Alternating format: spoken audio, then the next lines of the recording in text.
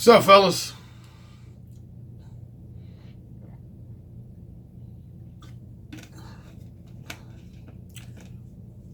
Somebody commented yesterday. They said, "Damn, Alan, you working on a holiday, man. Props to you."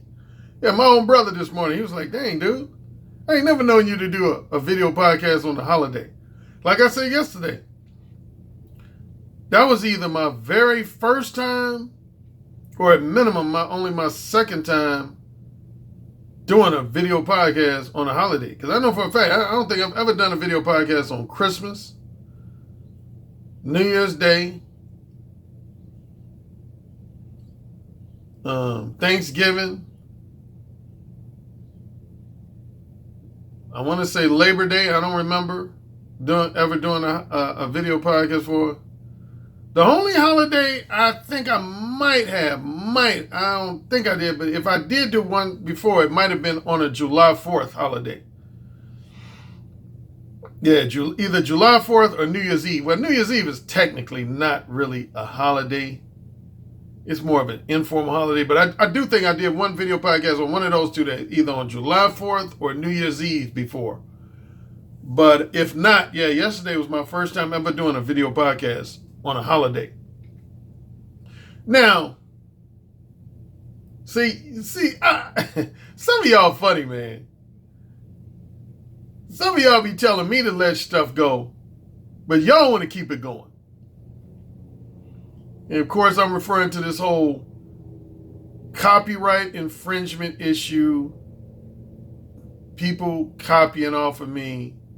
I've been trying for at least the last week to let it go.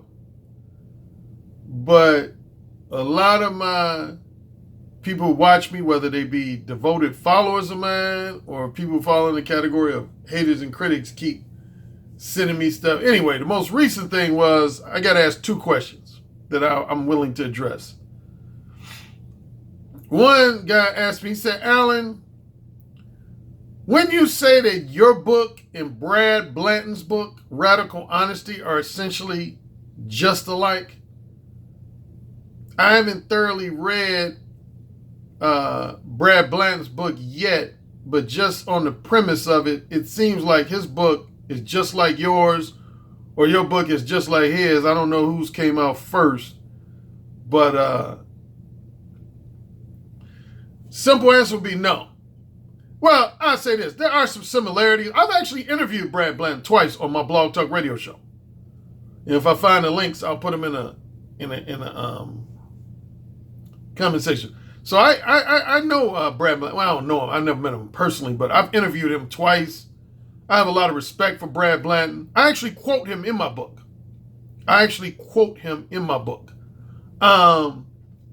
Here's why I would say we're different. We do have a lot of similar mindset, so to speak.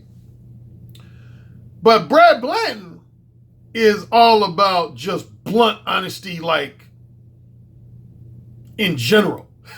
He just basically believes in being just blunt about everything. That's his main thing. His book is not really geared specifically towards connecting with women or getting women sexually aroused or identifying the manipulative head games women like mine is. His book is just basically takes the attitude that you should just be blunt about everything. Matter of fact, there's some stuff he believes in being blunt about that, honestly, I don't really believe in being blunt about. Like, as you notice, like in my book, I divide mode 1 from mode 4. Like, a large part of mode 4 is just being blunt for the sake of being blunt.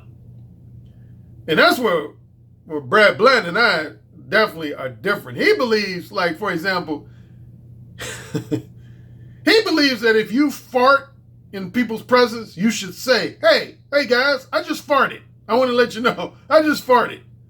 See, for me, that's like TMI. That's too much information. I don't believe in being blunt. That's not to, knock Brad Blanton. I mean, whatever works for him, works for him.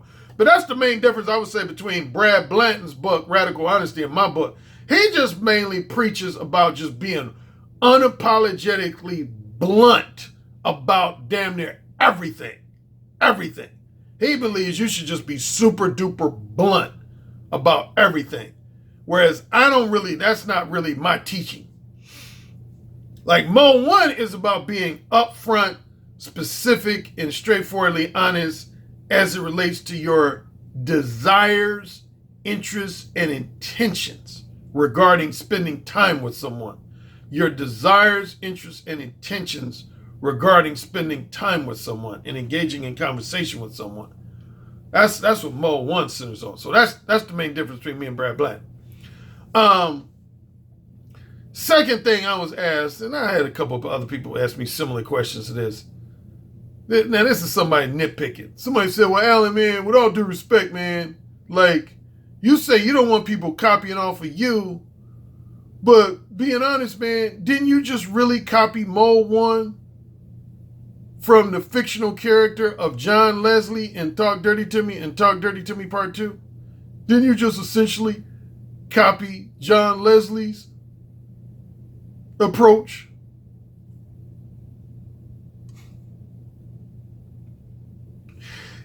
Insert dog face here.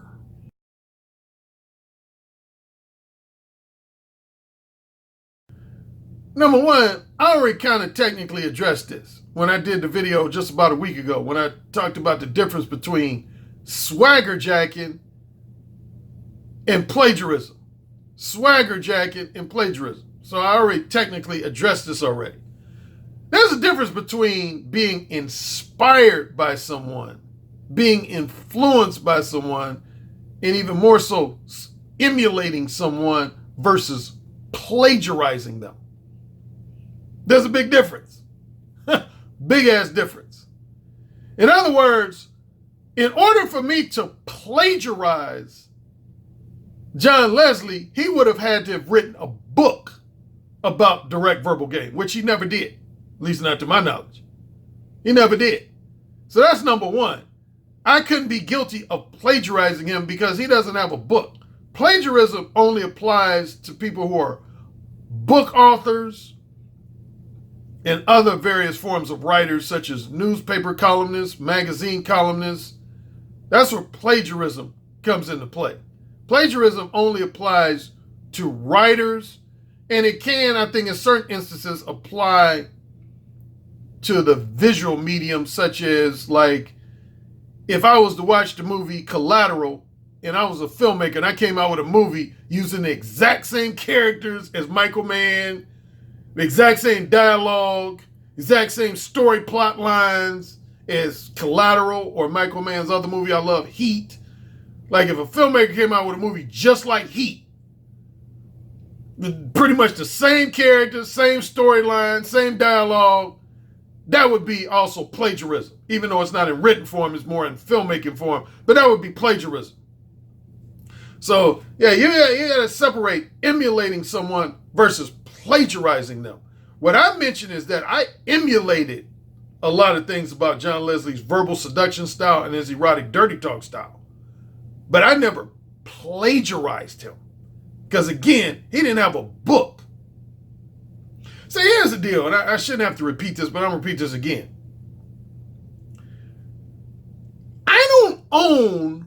I never claimed ownership over the overall concept of direct verbal game.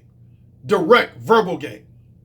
So let me make that clear. I think some people are under the misinterpretation that I'm somehow saying that nobody else in the manosphere and nobody else on YouTube can talk about direct verbal game in general.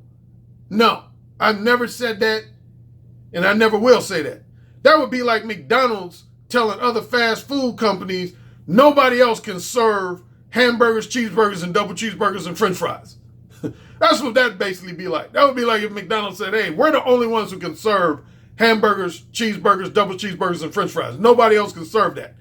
I would never tell anybody else in the manosphere or in the YouTube space that they cannot talk about direct verbal game in general. In general. I have ownership over mode 1. Over the 4 modes of verbal communication and everything associated with that. Every specific philosophy associated with that. Every specific concept associated with that. Every unique terminology. Speaking of terminology, matter of fact, somebody just wrote me a couple days ago. They said, Alan, I heard somebody else on YouTube using your specific terminology of manipulative time waster. And I said, give me the link. And they haven't provided me with the link yet. But if they provide me with the link and I hear them using manipulative time waster without giving me credit, I'm going to have their video taken down. Believe that shit. I'm going to have their video taken down. Yeah, that's my specific term. Wholesome pretender, erotic hypocrite, manipulative time waster. But anyway, I don't want to get too lengthy with this, but here's the deal. Yeah, you cannot, number one, you cannot plagiarize me. Matter of fact, somebody just wrote me and said something that I totally agree with. Somebody wrote me and said, Alan, I don't understand why you have to even explain about plagiarism. I understood plagiarism as far back as the 8th grade. Our teacher, remember I mentioned I did a video and I was talking about term papers? And I said, anytime you had to do it in middle school or high school or college, if you had to do what's known as a term paper. That's one of the first things your teacher told you, or at least should have told you if they didn't. Yeah, I remember our English teachers told us that. They said, you cannot plagiarize an established author. You cannot just take content that was originally written by an established author and put it in your term paper and then present it as if it's your shit. It was like, you'll get an automatic F on your term paper if you do that. On a college level, you can actually get kicked out of school for that. Now, I know for a fact, on a college level, you can get kicked out of school. If you take an established author's content and then put it in your term paper and present it as if it's your own stuff, like you don't give them what's known as proper credit attribution, you get kicked out of school. Plagiarism is illegal, man. I keep telling y'all that. Plagiarism is not just something I frown on or something I just personally dislike. Plagiarism is illegal. That's illegal, man. That is illegal.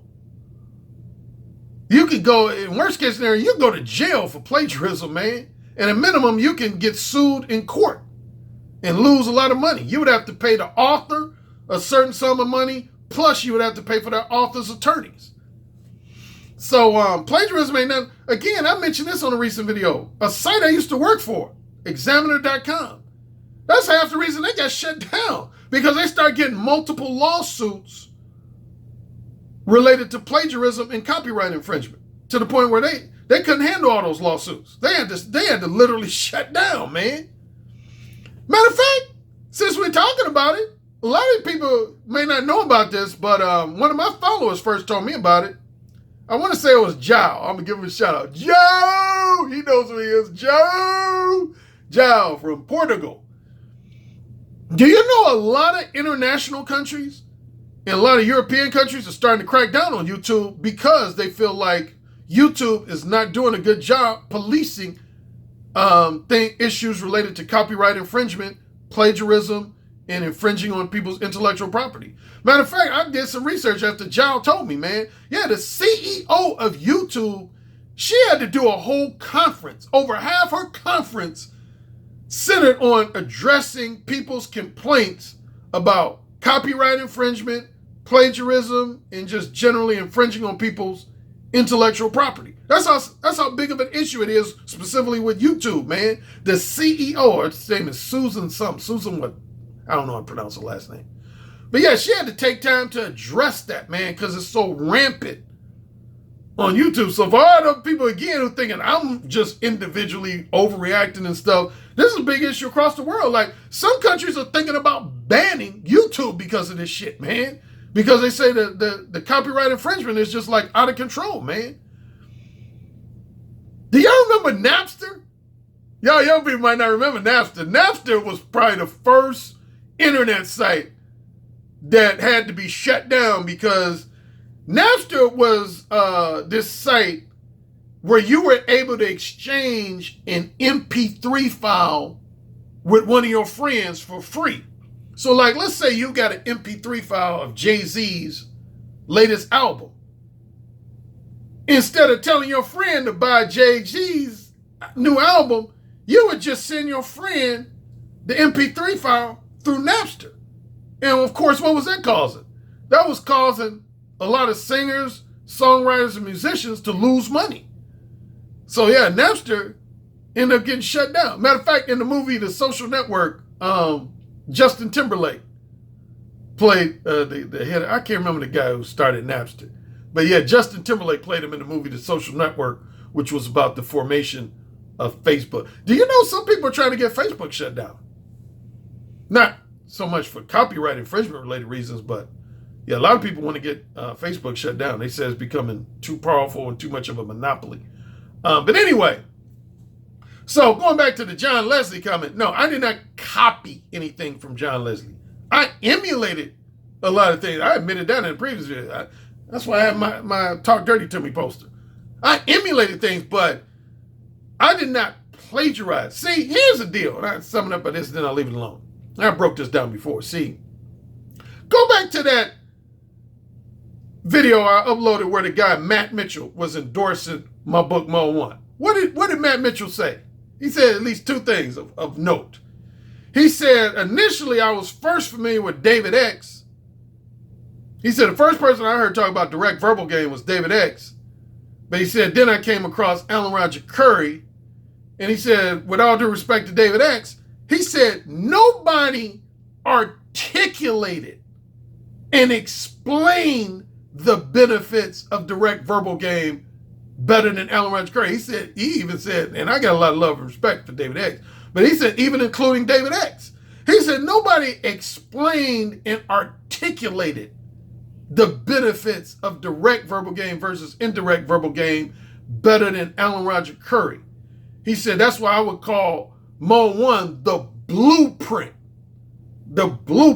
for learning direct verbal game.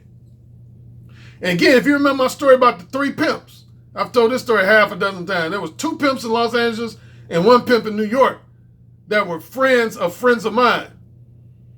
And initially, they hated on me when they heard about my book. They called me college boy. They was like, what does college boy know about direct verbal game and just what's known as street game?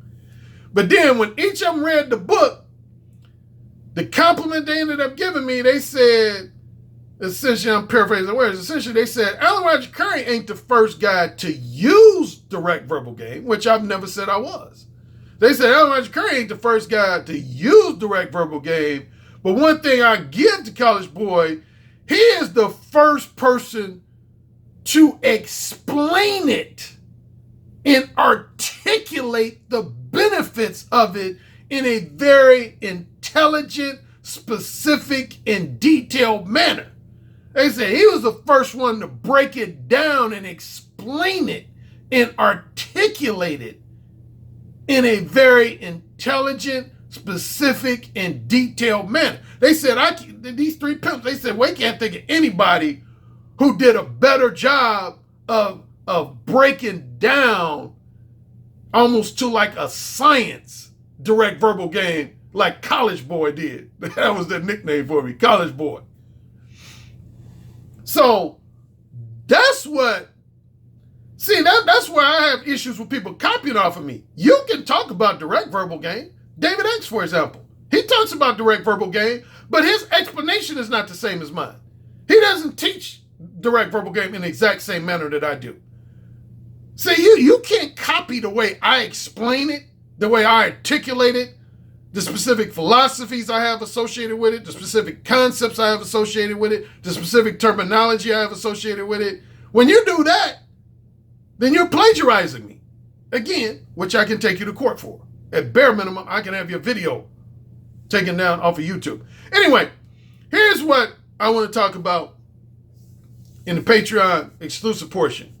I've had a lot of guys ask me, they say, Alan, I want to be real direct with women about my sexual desires, interests, and intentions. But one of the number one responses I get is women will say, well, I am somewhat attracted to you, but I got to get to know you first. I need to take a few days, a few weeks, or even a couple months to get to know you first. I need to get to know you first. I'm going to break down why, for the most part, that is a completely invalid and bullshit response. Join me in my Patreon exclusive section.